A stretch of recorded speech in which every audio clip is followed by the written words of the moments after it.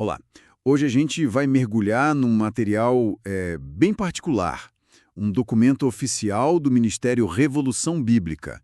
Foi preparado por o José Marcos Nascimento e ele menciona o apoio de outros preteristas completos, né? O nosso objetivo aqui é, assim, tentar desembrulhar a missão e a visão que eles estão propondo. Parece que tem uma chamada para uma abordagem diferente da Bíblia. Certo, vamos lá. Começando pela missão que eles declaram.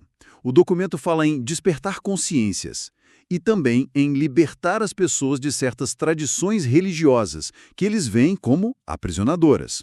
A espinha dorsal parece ser essa ideia de que, olha, nem toda passagem da Bíblia funciona como um manual de instrução direta para hoje em dia. Isso já é bem desafiador para muita gente, né? Exatamente. E aqui entra um ponto que eu acho crucial, sabe? E bem distintivo nesse material deles. É a separação clara que eles fazem entre a Bíblia, como texto inspirado por Deus, e a figura de Cristo, que para eles é a verdadeira palavra de Deus. Essa distinção é tipo a chave de leitura deles. Interessante essa separação. Quer dizer, então, ao colocar Cristo como a palavra definitiva, eles meio que abrem espaço para relativizar ou reinterpretar mandamentos bíblicos, aqueles que talvez não se alinhem com a compreensão deles sobre a obra de Cristo. Precisamente. É uma forma de desmontar o que eles chamam de mito do está na Bíblia, então eu tenho que fazer. A intenção, me parece, é filtrar a aplicação das Escrituras, filtrar através do que eles entendem como a essência do Evangelho centrado em Cristo, sabe? Sugerindo que algumas partes da Bíblia tiveram um propósito histórico específico, que já foi cumprido. Entendi. Então, a revolução espiritual que eles propõem busca uma fé que eles descrevem como autêntica e consciente em Cristo. Mas, é importante notar, uma fé especificamente livre desses filtros institucionais e talvez de uma leitura mais literalista de certas partes, né? Isso. A missão declarada é conduzir as pessoas a um entendimento do Evangelho que eles consideram pleno. Isso implica, na visão deles, romper com interpretações que eles acham engessadas ou, assim, legalistas. Interpretações que não reconheceriam a centralidade e a suficiência do que Cristo realizou. Ok. Acho que a missão de libertar ficou clara. Mas e o resultado disso? Como eles imaginam essa comunidade que surgiria dessa proposta? O documento também fala sobre a visão, certo? Sim, fala. E a visão é igualmente, eu diria, radical. Descrevem o objetivo de formar uma comunidade que viva pela verdade do Evangelho revelado. E aqui vem o ponto que chama muito a atenção. Uma comunidade sem muros, sem rituais, sem vínculos com o sistema. Uau! Sem muros, sem rituais. Isso é forte. O que a gente pode inferir disso? O que isso significaria na prática para eles?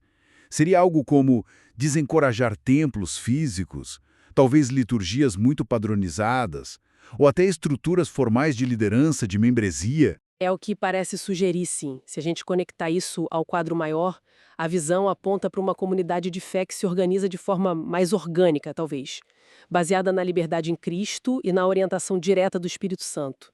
Isso em contraste com o que eles veem como tradições humanas ou estruturas religiosas formais, estruturas que, na visão deles, podem acabar se tornando um fim em si mesmas, né? O foco deles é total no compromisso com a verdade libertadora do evangelho já consumado em Cristo Jesus. Essa expressão evangelho já consumado parece ser outro pilar importante para eles.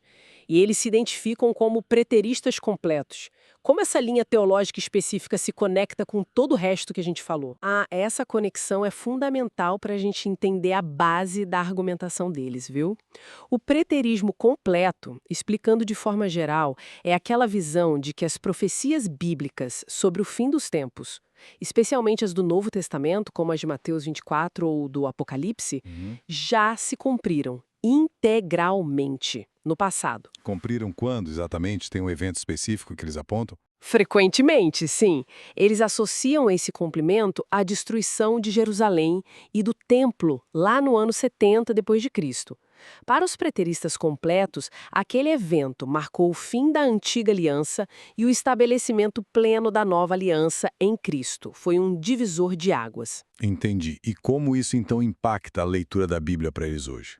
Qual a consequência prática? Impacta diretamente.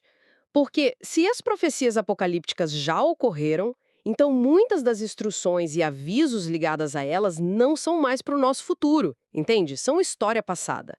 Isso reforça a ideia de que vivemos numa era pós-consumação, uma era onde a leitura da Bíblia deve ser feita primordialmente pelos olhos da graça, da história e do espírito, como o próprio documento deles menciona.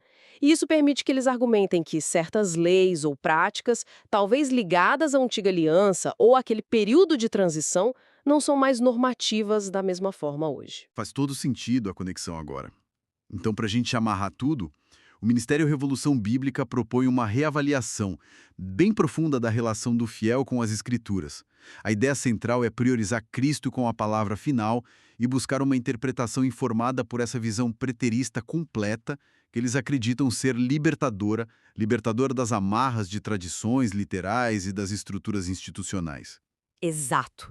O ponto nevrálgico é essa busca por uma vivência de fé que eles percebem como desinstitucionalizada. Talvez mais relacional, menos ritualística, né? E tudo isso fundamentado nessa interpretação do evangelho como algo já consumado e orientado diretamente pelo Espírito. É uma contraposição bem clara ao que eles consideram os fardos impostos pela letra ou pelas tradições humanas. Tradições que, segundo eles, acabam obscurecendo a liberdade que existe em Cristo. Bom, fica então um pensamento final para o pessoal refletir. Partindo dessa premissa central deles de que nem toda passagem bíblica é uma instrução direta para hoje.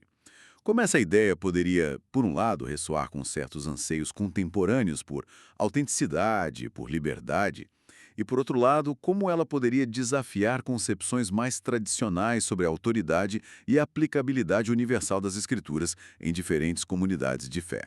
É algo para se pensar, né?